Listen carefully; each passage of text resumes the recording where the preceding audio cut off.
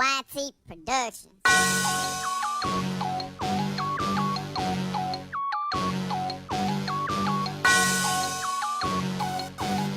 Yeah. I love my HBCU, and boy, I love it, love it. I love it, love it. I love my HBCU, and man, I hope my team they won one. Yeah. I hope my team they won one. Yeah, man. I hope my team they won one. Yeah. I hope my team they won one. Yeah. I tuned into the HBCU Sports Lab to see if my team won or lost. If they lost, I'm quiet as a mouse. But if they won, keep tab. I'ma do the dab, yeah. Dr. Cavil, he know what he be talking about. Mike and Charles, they know what they be talking about. They compress the analytic data with your hip hop. If you know them like I know them, they gon' tell you if your team, if they won or lost, and who the ball, who the ball. So listen to Professor, yes sir, and pay attention, cause he gon' teach a lesson. And you gon' learn today, you gon' learn today how your team they play, how they play, boys. You gon' learn today how your team they play, how they play, yeah. We represent that SWAC, that MEAC, and let me say, what's up to of AD Brian and AD of the Sports Rap. Obviously, we were in Birmingham. Well, I have been back to Houston, just so everybody's clear. I did take Deuce back to Houston to mom, and he's straight. But I'm back on the road, and this time I'm in Charlotte, North Carolina. So I'm going from Birmingham, Alabama to Houston, Texas, Charlotte, North Carolina. So your boy's on the road. So if you see me kind of wobbling a little bit and losing track of time, understand it. Different time zone, different things flying around here trying to get it done. But we had to give the people what they want. So without further ado, welcome to episode 268 of Inside the HBCU Sports Lab radio show and podcast, the show that's covering the sporting HBCU for all things HBCU sports, from institutions large and small, from NEIA to the NCAA. We share insights and information on the HBCU sports culture, HBCU athletic aesthetics, to facilitate the story of HBCU athletic programs in the business of HBCU sports. I'm your host, Dr. Kenyatta Cavil, along with my co-host, Mike Washington, Charles Bishop. Oh, yeah, Mike Washington is about out on assignment. So we had a clinical professor, A.D. Drew, putting in double duties, getting it done for all the people.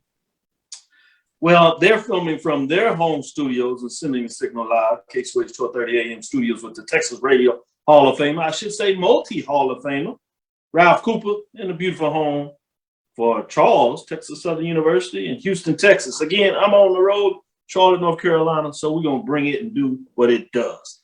With that being said, welcome to all the lab listeners out here. Today's episode of Inside the HBCU Sports Lab is sponsored by THG Agency, LLC. THG Agency is a company that provides sporting and educational consulting and data analytics. With that being said, let me go to Charles. We were going through the show scripts, and you were playing a little background, and you were giving us a little telling. You know, what had you in the giggles? I guess I should say first, how you doing? I'm doing well, Doc. I'm doing well. Going to put out some more content. It's been a very a great series in regards to what we've been putting out on the pregame show in regards to the walk-on trials. So part 6 is come out today. You can go to the pregame show YouTube page, but one thing I will say is our Jackson State coaches, they're colorful characters. I think they've done a great job in putting this walk-ons together, and they've whittled it down now. Like I said, part 6 is on the YouTube page now. Oh, good point. Good point. With that being said, A.D. Drew, how you doing today? Getting off the road? Doing fine, my brother. Doing fine. It's it was a tough one. Thank God there was no work on Monday, or I might have had to call in on Monday after that marathon that we had on Sunday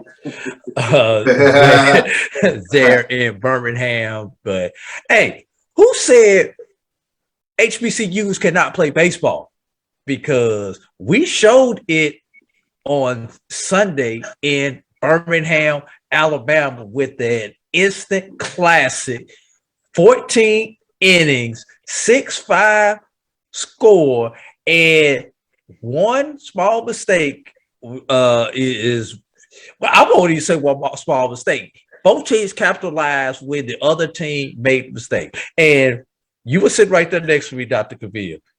Did you not think that until that final double play where the last out occurred, that Southern had a realistic chance to not only tie that game, but to win that game? Oh, no doubt about it. You know, we were sitting up there with a lot of Alabama State fans, and you could tell they were on pins and needles, and I was nervous for them. You know, I didn't have necessary rooting interest. I, picked Southern, a little bit of probably that bias from the Western Division or wanting to see Western Division get it done more than anything. My son picked Southern, so I wanted to see him get it right. I guess I was the only one who got it right on the broadcast, but we're not going to talk about that. Right. After I got it wrong the day before. And so, when you saw them get the out, you was like, okay, all right, we're going to be able to get out of here before we go any more innings. And then all of a sudden they got a couple on base, and you was like, oh, man, here they go. And that ball bounced down that line. He was there, but you were just like, is it going to slide all the way down that fence? And you knew that basically would have scored 2, so you like it would have went the other way. But as you saw him cheer and get up, we were excited for him, big time. I hadn't seen a game like that. I know a lot of people were saying instant classic or magic in a moment. In a lot of ways, it certainly was one of the best games. But it reminded me of the 2005, if you would, when Southern again was in the mix. It seems like they always find a way to be in the mix. And this time it was against the upstart Prairie A&M University Panthers, coached by Michael Robinson, who's now at Texas Southern University, when he had took his team after about the third, fourth year and took them to a championship game. And you could tell they fell a little short not having that championship game because they went through the tournament undefeated, which is another case where Southern, as they were talking about during the broadcast, come through the loser bracket. And you reminded us the only team to do that in terms of the MEAC was FAMU. It'll be fascinating to see how they and Bethune-Cookman continue to push forward because they showed out really well in the tournament. But it reminded me of that game before I turn it back over to see what Charles has some thoughts further about this. That game was unique because it went 19 innings. It went so long that it actually had to be canceled. It was at Rick Wood in Birmingham again. So somehow Birmingham needs extra innings. And it had to be postponed until the next day. So I actually flew back that night.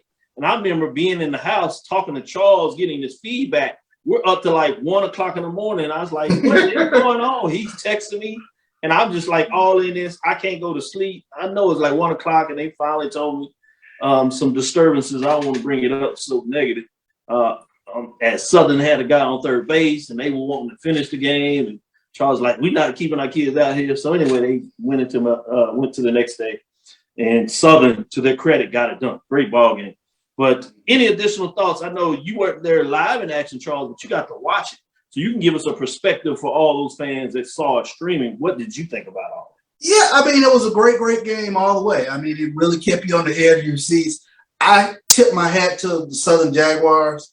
Every time you watch them, it's like they're just never out of the game. You know, they could be down 2, 3 runs, 4 runs, or whatever the case might be, and they just figure out a way to claw themselves back into the game. And they were able to send it into extra innings. But, I take my hat off to that program. That is a pedigree program. They continuously find a way to get it done. They got themselves into the championship game. You take your hat off to Alabama State in terms of what they were able to get done, to be in the jams that they were in, because, Southern had the bottom of the inning. And for the Alabama State to continuously get themselves out of some tough situations, credit to the pitching staff. Man, Breon Pooler came in. I can't say enough about him. He came in to help things down for quite a few innings there. Just tough, solid pitching. And, and my cherry on the top, I know we had Greg Olson for the championship game, but hats off to Coach Cater. I tremendously enjoyed the commentary of Coach Cater leading up to the championship game. Tremendous job in terms of broadcasting what they were able to do with the SWAC. I think he did like 12 games during the tournament. Exactly. So he was in the booth every time where Charles and Santorio were able to switch out. And you got Doc, you handled the business side of the sport, but Coach Cater handled the sport of baseball as far as educating us while he was while he was on the mic. And depending on what I was doing, sometimes I was listening to them broadcast the game while I was in the ballpark. Obviously, the first 2 days of the tournament, I was at home watching the tournament, and just some of the stories that he was able to tell, and some of the analogies, and some of the why did the coach do this in a question sense, but also why the coach did this in the educational sense. So he was really able to break it down to the players. Hey, he needs to step up on the plate. He's made the adjustment. Now let's see what he does. And 9 times out of 10, he was right in his analysis. Yeah, Coach Cato has a future outside of HBCU if somebody is bold enough to hire him. Yeah, no doubt about it. Shout out to Coach Cato. Always a pleasant man. Very good when we talk, and it's just amazing all the history that he has at his fingertips. Shout out to Alabama State, as you said, to the head coach, Jose Vazquez. We should have a surprise in terms of that in the second half of the show. Shout out to Southern's baseball coach as he was fighting, and he spoke to my son, which is one of the reasons I think my son went out on the limb there, because he was just enamored by and he was busy and he didn't have to do that. And so Crenshaw, credit to him in regards to the class act he was. You could still see the pain on his face. But it was good to see Vazquez, this was his third time, his third shot at it. Hadn't won it as assistant coach, and he finally got it done. So credit to him, the way that he's held the ship together, continue to build that program, and to finally get it done. That's a huge weight off his shoulders in terms of that. So it was fascinating just to see all the different movement in the ballpark. Class ballpark for Birmingham. No, was large, and a lot of people may have been concerned about the crowd. But part of it is just the ballpark was so nice and large. But all the things that were connected with the stadium, the way different ways you could watch the ball game, it was beautiful. It was fascinating. I love the facilities. It was literally right down by the Negro Baseball Museum, the Southern Division. So I got to take Deuce through that, and that was a great moment for me, seeing that. He got to see Jackie Robinson, a lot of folks in there, and he's enamored by Jackie Robinson's story in baseball. He's playing now, as you all know. So he came around with his collarbone partially shattered, so he had that. So he's playing that up, and a lot of folks were checking on. We didn't get back until Monday because we flew out Monday straight flight. I thought we were, and we were delayed 2 hours. So that was fascinating part of the trip there. But that was all of it. Before we close out, we'll talk a little bit more about these. But Coppin State draws Eastern Carolina for the NCAA baseball tournament, and Alabama State gets Tennessee in regards to who they will play for the tournament. But let's take our first break, and we'll be right back and give a shout out to all these lab listeners, such as Ricky Burton, Wendell Davis, Chad Cooper, Kimberly Reynolds, Jerome G. Sutton, Chad Cooper, Clay Johnson, Trudy Jackson, Edwin Dwight Moore, Michael Lee, Kay Johnson, Charles Bishop, obviously, checking us out and making sure everything's going right. Noel Price, Reuben Hogan, Karen Griffin. Who else on here? Make sure we shout out Chuck Hunt, Varick Williams, Eric Caver.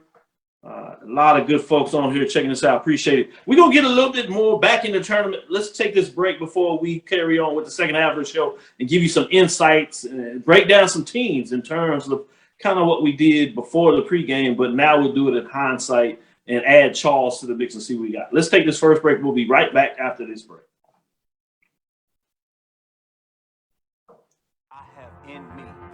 Support the Black College Sports Network so we can continue to provide you coverage. Go to myjbn.com/support and be a part of the Black College Sports Network. They can follow their dreams.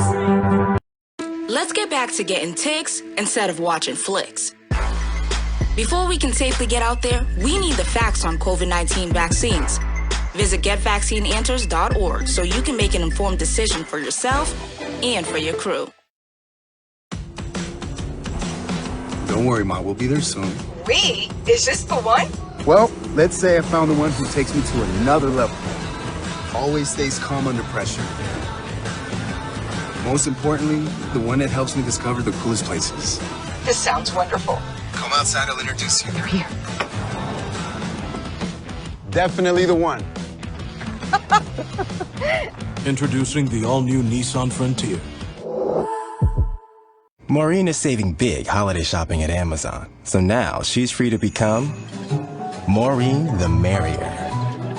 Food is her love language, and she really loves her grandson. Like, really loves.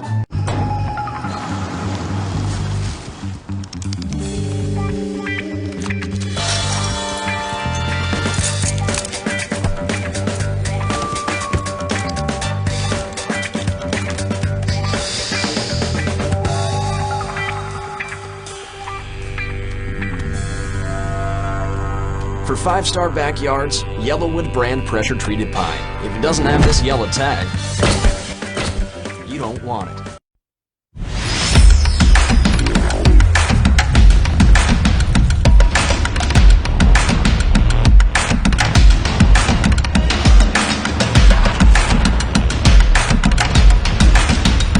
Press the analytic data with your hip hop. If you know them like I know them, they gon' tell you if your team, if they wanna lose, and who the ball. So listen to Professor, yes sir, and pay attention, cause he gon' teach a lesson.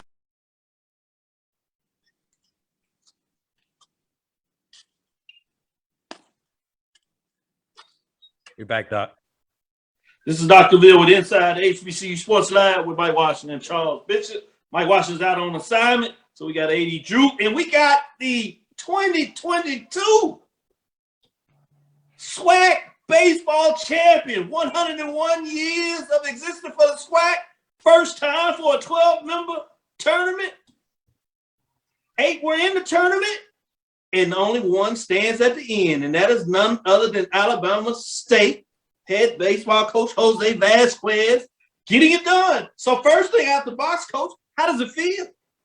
Oh my goodness, hard to describe how good it feels. You know, you set some goals early in the year.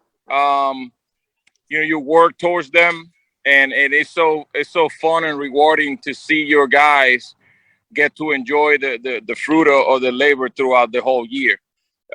Winning games at the Division I level is not easy, and you know, it's evident, I think, at the end of every year, you see so much movement, so many jobs opened up because, you know, people are not meeting certain expectations. So when you find yourself in this situation, you know, enjoying a conference championship and Eastern Division title, and your guys continuing to get better as we progress through the year, it's really rewarding, and it's good to see.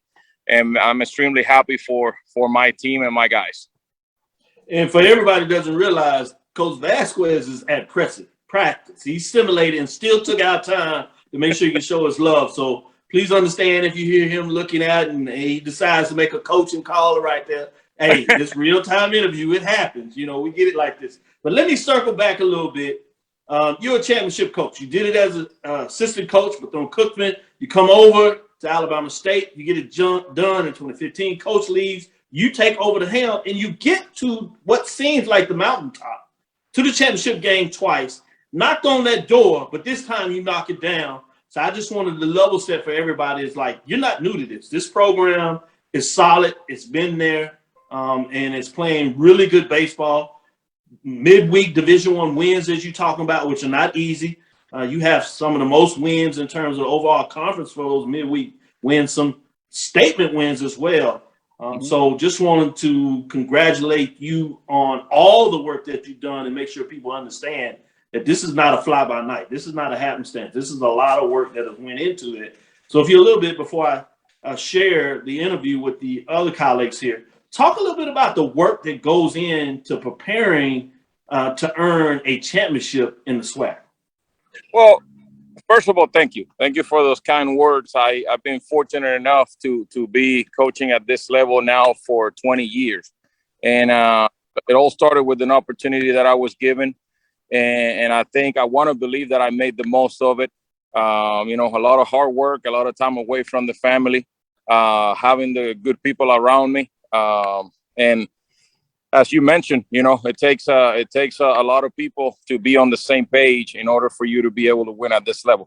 You know, back to really to your question, you know, the preparation starts really from day one when you it starts with the recruiting process. It starts with getting here quality young men that are willing to work hard for us and represent our university the best way. That's number one. Number two is just getting our philosophy established and making sure that we teach these guys how we want to play baseball. I know every coach has a different philosophy, different style. And we believe, doing it now this long, we believe in what we preach. We believe in what we teach these guys. And it's just one of those things that once they go out there, it's up to them to get it done. But it's a lot of preparation and a lot of scouting reports, a lot of at times practice, a lot of attention to detail, which I think is what win ball games. And, we've been able to put a lot of those good games together. We have a good group, that has worked extremely hard. And, they put themselves in this situation. And obviously I'm the one that talks about it. And I'm the one that, that gets to be the face in a way of what we're trying to do. But all the credit goes to our players and to our university for putting us in a situation like this, and where we can just continue to represent our, the ASU and the Hornets, not only at the, in the Southeast, but at the national level. Talking about the national level, you're preparing for the tournament, but before I give it over to Charles to ask a follow-up question, there are a lot of comments in the chat section that just says, excellent tournament. Congratulations to you. Excellent tournament. So Thank please, you. I know you got some work that you want to do before you get there, but you get to the spring meeting with your colleagues and other coaches, please let them know that a lot of fans were really excited about just the baseball that was played at this tournament overall. So I wanted to share that. Please share that with them. Go ahead, Charles. Go ahead, Coach. You want to add to that? I just want to touch on that because I'm extremely proud of what you said. I'm extremely proud of what our conference was able to do. I think the addition of Bethune-Cookman, FAMU, along with the other universities that were represented in the tournament, it's just good to see. I'm very proud of what we've done, what all the coaches are doing, all the hard work that everybody's putting in. And it was just an extremely competitive, I don't know if you were there, the first night, every game was a one-run game, and that doesn't tell you how the conference is competing and how everybody has prepared for this time of the year. You're looking back at a division that everybody basically won between 18 to 20 games on the other side, and very competitive. It came to the end for us to be able to win the division. It makes me proud. It makes me proud. And me as a chair of the conference coaches, I know that when we talk, we're very proud of each other and the work that we're putting in the off season, recruiting this young man to come in and play good baseball, and once again, competitive all the way. So I'm very, very proud of what we're doing. Thank you for sharing it. Go ahead, Charles. Yeah, Coach Vazquez, first and foremost, I want to say congratulations. You guys played a tremendous tournament. I want to definitely to extend my congratulations to you. I wanted to ask you about playing this Tennessee Volunteers baseball team, one of the top team, I believe, in the tournament. But in terms of your preparation, you've had a close call against Auburn this past year, but just that preparation in terms of playing this SEC caliber team. I think the preparation, and I'm very transparent with what what we're trying to do this weekend. I think the main thing is to make sure that we are prepared for the atmosphere, even though that's very hard to simulate. We don't play too many games during the season and where there's 10, 12,000, maybe 14,000 fans.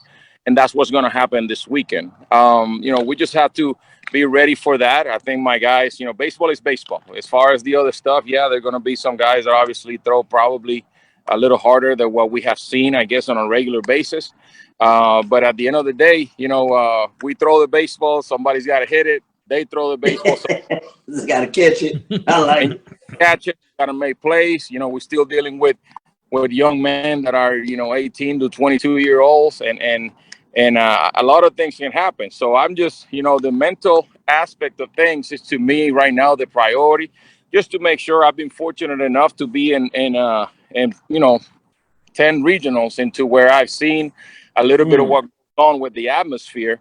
And I think that's a big thing, because sometimes if you're not ready for that, and the first 2 innings, it takes you a little long to adjust to that. But those first 2 innings might be the difference of the ball game.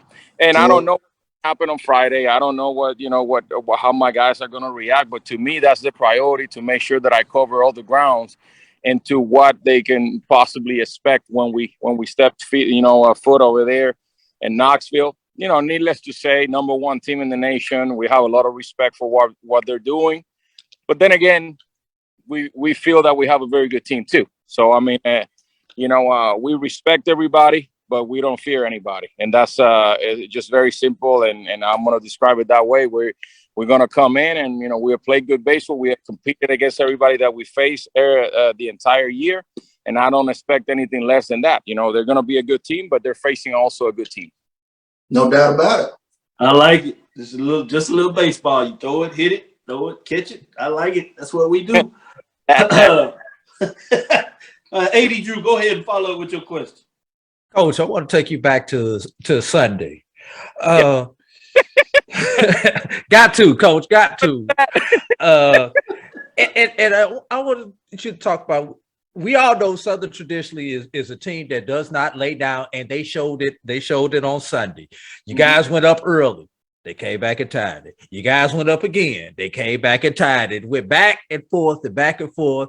Even in the 13th inning, I believe you guys took the lead again and they tied it. And even in the 14th inning, and I was up there with some Alabama State fans, and they were nervous until that double play to get that final out of the game. But what I want you to do, Coach, is we know the emotion from where I was sitting at, and Dr. Cavil was right there next to me.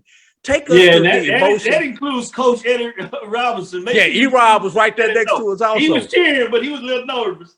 Yeah. Yeah. But I want you to take us through the emotion that you had there for yourself and there in the dugout, number one. And then number two, the one thing that I was fearful of, because this game had gone on for so long, was we were going to have a good game, and then somebody was going to run out of pitching, and we was going to have a team win by 9-10 in last end, and the score was not going to look as good as the ball game was, but that didn't happen. So kind of talk that, and then talk about that atmosphere and what it was like in the dugout, and then talk about the pitching aspect of it and how you were able to come out of it.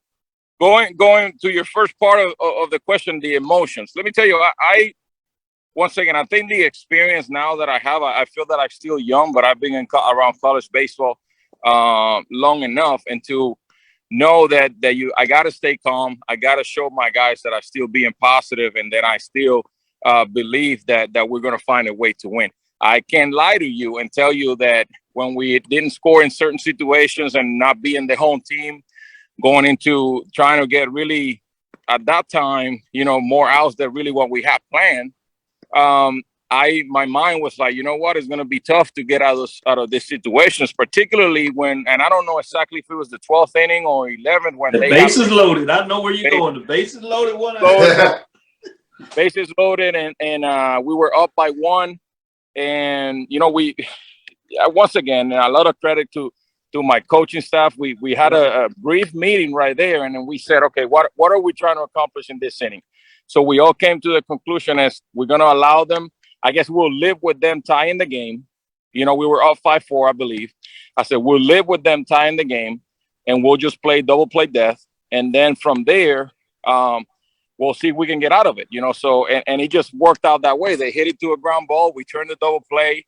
Then we have man on third with 2 outs. The guy flies out to right field, and then we get out of that inning. Basically, they didn't win the game, walking us off at that point. So that gave us a little bit of a breathing room to say, okay, we're still in it, and then we came back, I think, and we scored the other run. And then, my goodness, they had a threat into where we had to close it out. I watched that video when we closed that game out. I'm not gonna lie to you. I watched that video at least 100 times, at least. Good feeling. And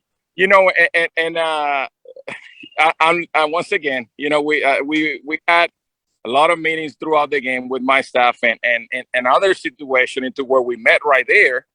If you look at it, look how difficult that decision was, because we had the third baseman playing the line with a left-handed batter. Yep, that's how we ended the game. I told my guys, I said, once again, I will leave this 6-hole open. We're going to pinch the middle. and then if they hit a base hit to the 6th hole and they tie the game, I live with that. But I'm not going to be able to live with myself if we move the guy out of the line and they hit a grounder to that line and it becomes a double and they walk us off. So, we went with that decision. Everybody agreed, and we left our third baseman basically a step from the line, and the rest is history. A ground ball. Walk down that coaching call. That's beautiful. That's beautiful. That's perfect. What a game. I want to believe, that was one of the definitely a classic and a game that it should be up there as far as college baseball, one of the greatest games, in my opinion, of all times, with all the situations that came about and how interesting the whole thing was. So, very proud, once again, very proud of the guys. At the end of the day, we do make some decisions, but the guys are the ones that execute the game plan. And I think that, they wanted it that bad into where adversity hit us plenty of times during that game, and we were able to overcome it.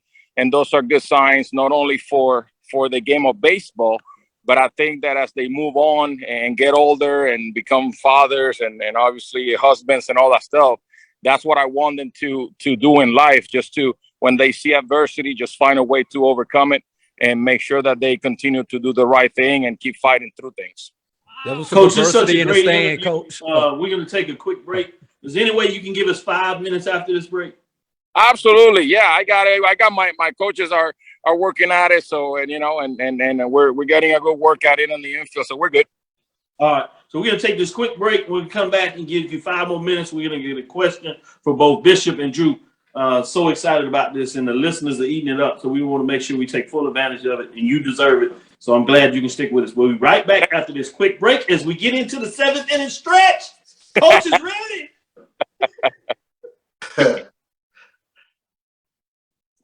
Great job. Your ad could be ran here. MyJBN.com/support. MyJBN.com/support for more information. From novice to aficionado, find yourself here. High quality cigars plus personal customer service. Slow Burn is Waco's only mobile cigar lounge, featuring a meticulous, curated collection of premium cigars. Visit our website, www.slowburnwaco.com.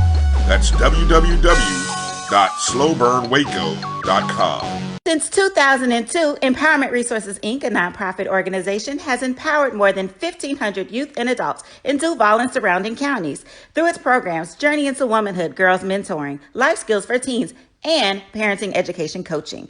To get involved with programs, volunteer, or donate, visit www.empowermentresourcesinc.org. Follow us on social media, facebook.com/empowerment.resources and instagram.com/empowermentjax. Mobile banking from Truist actually works for you.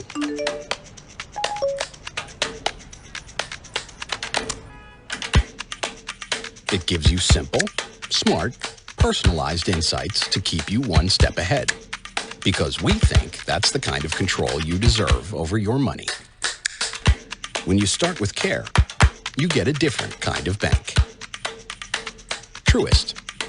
Download the mobile app now.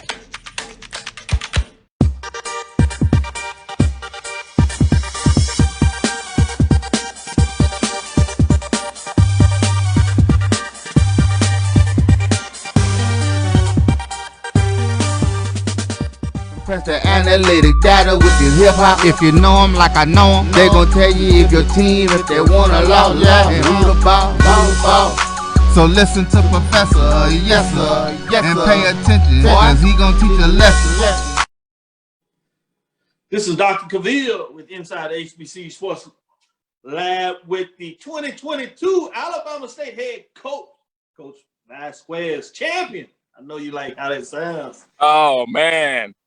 Every time I talk to my team right now, I say, "What's up, champs?" The champ is here. The champ is here. Champ is here. Go ahead, Charles. I know you had a follow-up question. Yeah, coach, and I wanted to go back to that double play because with that lefty up, and I don't know, conventional wisdom, you are guarding the lines late in the game, but with that lefty up, I was just it took me by surprise how close he was to the bag. But just set your defense. Talk me through that.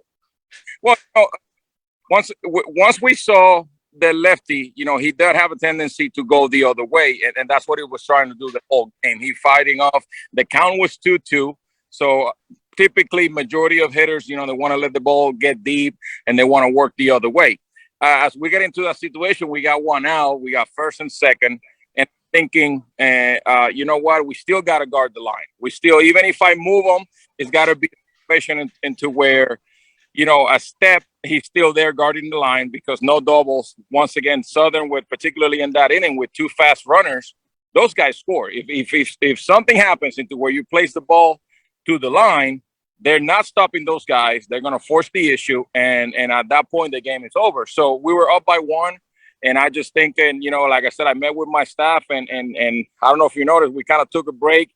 We told the pitcher to step off for a second in that situation, and that's why I said, hey, Christian, just stay there, guard the line, and 2-2 count. And as I'm seeing the contact, and the ball is hit directly at him, I really couldn't believe it. I really couldn't believe it because he goes into a situation into where, it's a feel-good moment. Basically, I made the right decision. And then he goes, and one is a guy that has been playing a phenomenal third base for us. At that point, when he caught that ball and he stepped at third, I knew we won the championship. At that point, there was no doubt in my mind that he wasn't going to make that throw. At that point, I basically got on my knee. I said, thank you, Jesus. And, we celebrated like crazy after that. That's all right, Coach. That was a smart play. Yes, indeed. Well, great, Malice. Go ahead, Drew. Well, Coach, you talk about some adversity. You had some fans up in the stands and some adversity. Do I leave the stadium to go catch my flight? Do I change my flight? Do I stay around because that game was that game was rolling? That game was rolling so long, there, Coach. We had a lot of people, and one of the things that as we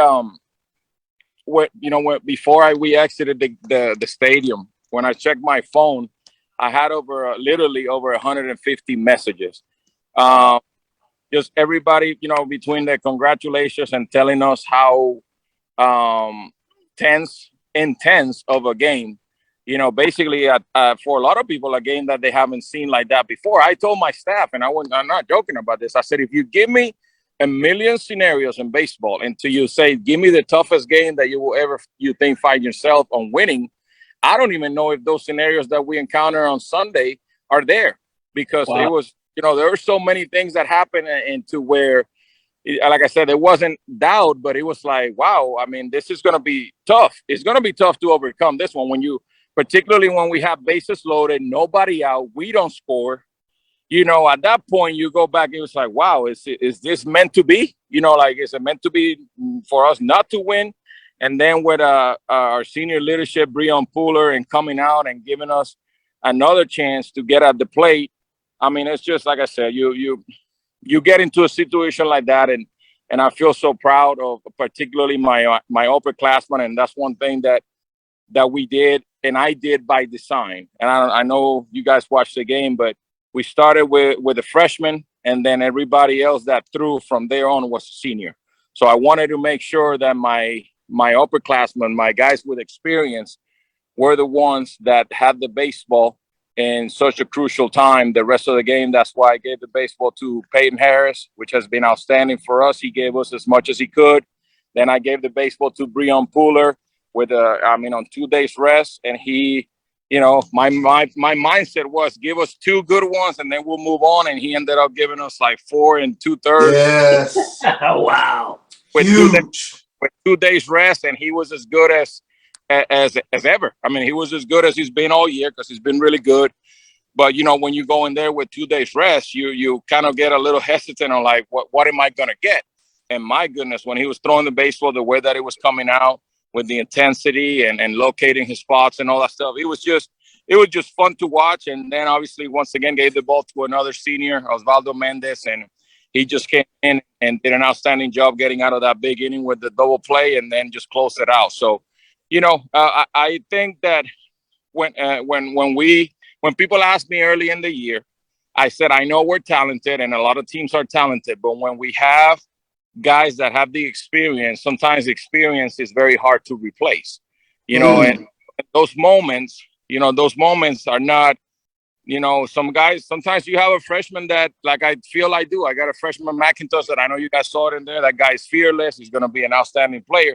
But at the end of the day, sometimes he's a freshman, and those guys that have been there before, particularly those guys, that is a senior, Osvaldo Mendez, and those three guys were JUCO transfers. They just did an outstanding job. And like I said, I guess I get to enjoy them for as much as as I have this so far this year with their competitiveness and not only that, but all three of them, Peyton Harris, 4.0 student, Breon, Arthur Ashe, recipient, in college baseball, and Osvaldo Mendez, another 4.0 student. So I mean, you're talking about first class young men that are going to be, like I said, they're winners not only on the field but in life.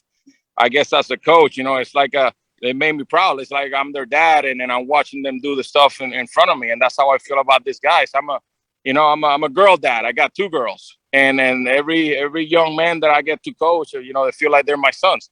So it's just like I said, a proud moment for me to see and to be able to be a part of that accomplishment, just making memories and things that they can come back in 20 years and say, you remember when we did this, and those are the fun times in life.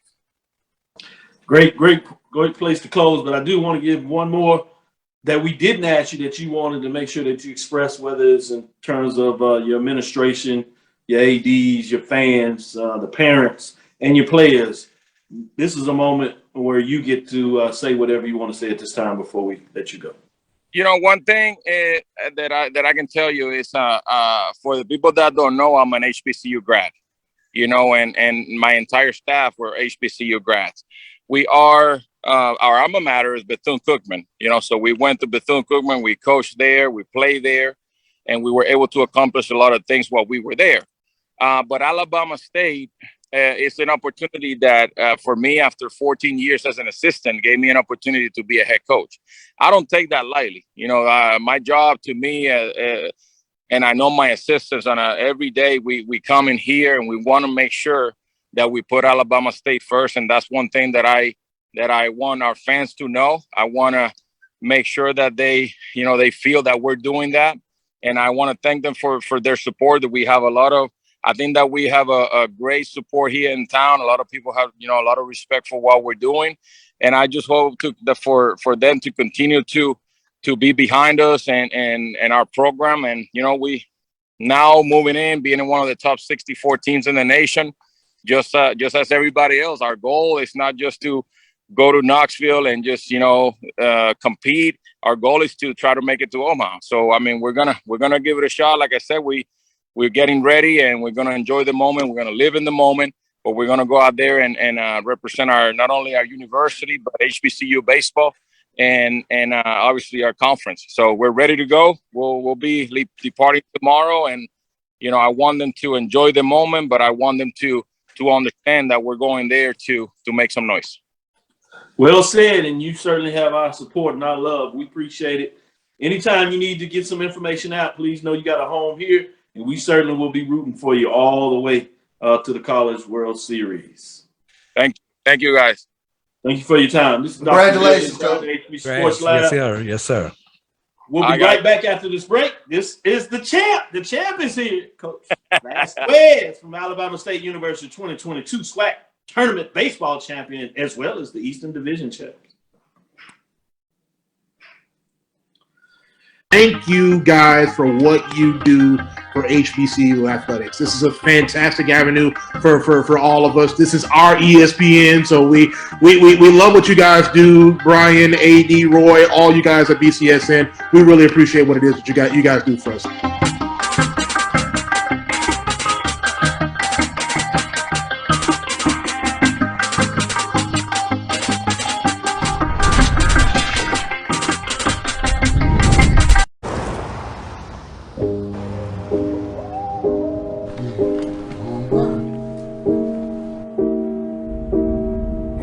so much. I miss you, Dad. And he picks up a first down. And I'm going to go back to, we talked to our friends Charles Bishop and Neely. They follow Jackson State football and having dinner with them. I mean, they said this team feels like nobody can score 3 times on them. 3 times. He didn't say if it was 3 field goals, 3 touchdowns. Prairie View has scored twice. Touchdown, field goal. That's how good this defense is. And, whoa, they are as good as advertised. 4th best in all of FCS. It got to get to the point where whoever we're doing the broadcast that week of the game, they're going to have to sit down with y'all because y'all know us better than everybody. Sure. And y'all know some of the inside stuff that I may not tell them because I don't trust them, but trust us. Trust y'all. We appreciate that. We trust. appreciate that, Coach. Much love, baby. You see, Head & Shoulders has scalp shield technology, protects against flakes, even between washes. It's never not working. Kind of like us. Number 15? Never not working. I don't like this one. Me neither. Let's get out of here. Head & Shoulders scalp shield, never not working. Press the analytic data with your hip hop. If you know them like I know them, they gon' tell you if your team, if they wanna law, and who the ball. So listen to Professor, yes sir, and pay attention, cause he gon' teach a lesson. Dr. Cavil's inside HBCU Sports Lab with Charles Bishop and AD Drew. The professors in the building. Man, I got a chance to read a little bit. Got my book here, Black Fives. The Epic Story of Basketball's Forgotten Era by Claude Johnson. If you want some good reading, it ties into some HBCU basketball first. I put it up yesterday in terms of the 116th anniversary, if you would, of the first interscholastic collegiate, if you would, conference that was put together for Black institutions, ties into that Black basketball era, which leads into the CIAA, the first HBCU conference. So many ties there. So got a chance on the plane to read in there. I would be remiss if I didn't share that with them, unless, that's part of the professor me. Always giving you assignments. So that's one of your reading assignments for those that are out there that want some time during the break, during the summer before they get back into that football action. Like we do for football, we talk about that all year long. Let's talk about and do a little rewind in terms of the SWAC baseball tournament after such a tremendous interview. Great questions from all of you all. Just tell us, and I'm going to start with you, Charles, in terms, again, from a streaming platform, what were some of the things that stood out to you from the SWAC 2022 baseball tournament? Obviously, like I mentioned earlier, Coach Cato and his analysis of the game was nails. I mean, I enjoyed it. Not only was it educational, but the folksy humor as well. I mean, we have to be able to give these guys their flowers while they're amongst us. And I tell you what, Coach Cato, he's a walking living legend, along with guys like Bob Brady. If you're ever around these individuals, you can just gain so much knowledge of the game of baseball, and they have stories to share. And I was glad that Coach Cato was in position to share those stories from that standpoint. It was a great baseball tournament. My only, some takeaways was, strike zone being a little liberal at times, but beyond that, I really enjoyed the tournament. Unfortunately, Jackson State was 2 in barbecue. That was a little bit of a down, of course, being a Jackson State alum, but it was a great tournament. Like I mentioned earlier, you take your hat off to Southern in terms of their baseball program, just being down and fighting their way back to meticulously get their way to the championship game. But hats off, Alabama State.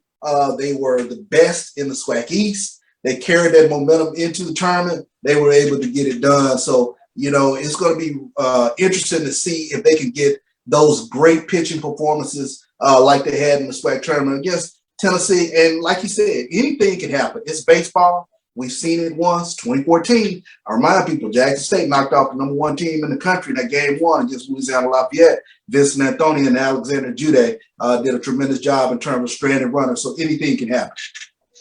Great point. It's a tough tournament when you get an 0-2 in barbecue from Jackson State and 0-2 barbecue from Texas Southern University. Woo! Who would have thought it? Drew, any takeaways that you had from the tournament? Excellent tournament there in Birmingham.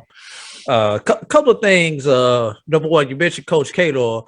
Coach Cato originally was not supposed to be the color commentator. He said they came to him like the night before when they was going through, asked him would he mind doing the color commentary, and then he didn't. He originally did not know he was supposed to be doing every game. So shout out to Coach Cato, like you said, for stepping in to fill in that hole for the conference that he spent so many years in, 40 some odd years, 42, I believe the number is. Number two, every team in the SWAC tournament for the first time that I know of, you guys follow SWAC longer than I have, was above 500. You know, obviously that was due to the expansion to the other two teams coming in, Florida A&M and Bethune. But let's just sit back and think about this. Every team there, except for one in the tournament, had 19 wins or more. And the one team that didn't, Jackson State, had 16 wins and was above 500. So that shows the competitiveness of the conference. And these were not just this wasn't mediocrity. This was teams competing and winning. Now, overall records, you had some that were below 500 overall, but just the fact that everybody was over 500 in conference. And last point, that when they go to New Orleans next year, they're gonna add 2 additional teams, I do believe. You know, obviously, I understand this from a possible revenue point, but from a competitive point, I like it at 8 because those last 2 weeks of the season, not only will teams be jockeying for seeding as they were this year, but eventually there's going to be some teams fighting that 4 or 5 slot on who gets in and who doesn't. If that 15 gets in on each side, are teams really going to go as hard? And I'm really interested to see the format of a 10-team tournament. You know, where does the bye go and some of those things. And I know they're going to come out with that. So that's the one thing that I'm really going to be interested in following going into next year. Well, you know, to your point, AD, and that was the thing that jumped out at me. The number 1 starter was coming out in these games. So so you didn't have that third starter that was, you know, go against the lower seeded teams and things of that nature. So you had to pitch your ace.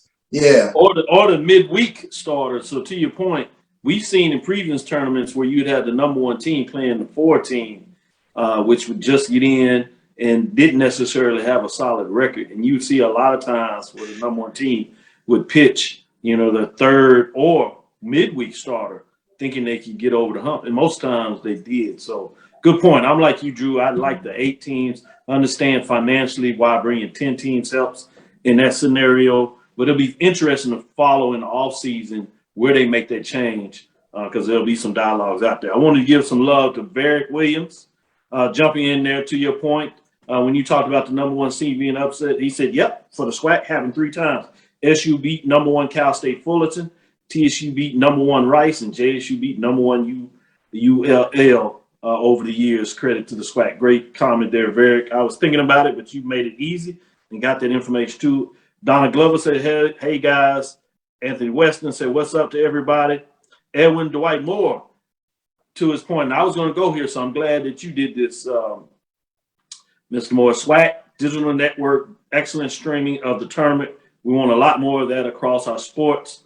And certainly it could be an indication of more to come. You've seen it in football, you see it in baseball, and you've seen it for the SWAC basketball tournament. So you've seen it for the tournaments, and you've seen it for the regular season of football. So I agree with it. Excellent work. And to your point, when you talk about maybe a little liberty on the strike zone, but in terms of calls in the field, they had to replay. They went to replay when the coaches asked for it, and sometimes there were close calls. And all but one that I can remember, and it's probably 2, they would come back and confirm the call. So great tournament in terms of the umpires in the field, what they were able to do, being on the spot. They had them at all the bases, which was, I think, important in terms of making sure that they could just zone in the area. So instead of going with the normal, what you do on the weekend, 3 umpires calling, they went with 4. Really good tournament in terms of that, amenities. And so shout out to the SWAC. The fact that they use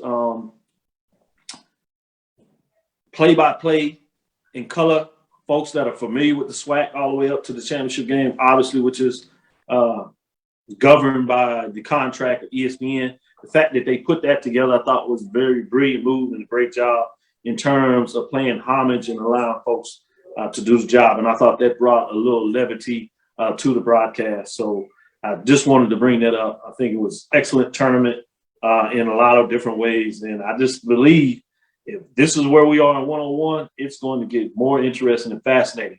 Shout out to FAMU. I think they did a heck of a job in the tournament. The way they fought with Southern, stretching them out to the winner take all. If that's anything indication in terms of what we got to see in the East, that's going to be fascinating as FAMU continues to get better. Bethune-Cookman obviously was solid in terms of those matchups.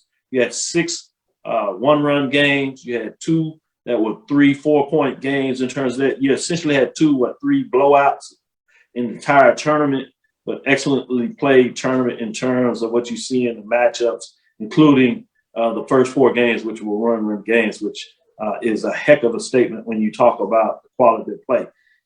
I just think baseball is something to keep your eyes on, and those fans that are out there, and we see them because y'all jumped in and wanted to talk about it this week. Continue to spread the love and the word about baseball. I'm not talking to you all because you all are fans, not only to the show, but baseball based on the numbers we're seeing here. Continue to spread the word. Let them know that good baseball is being played. So it's fascinating to see that kind of work. And I can't wait till next year, to be frank. I know closing out the season, we should have an update on the All Sports Trophy. We'll give you some updates to see how that goes.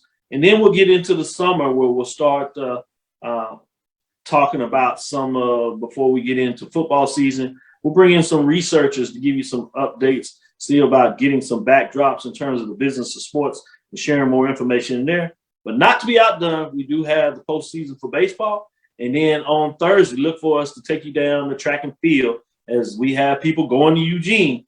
We have North Carolina A&T to keep your eyes on and watch. And then we have some other institutions, Howard, Jackson State, that were sending athletes and individual and some in 4x4 and things of that nature. So we'll make sure we'll keep an eye on that and give you some updates to let you get your latest and greatest HBCU sports news. With that, that'll do it for the show today.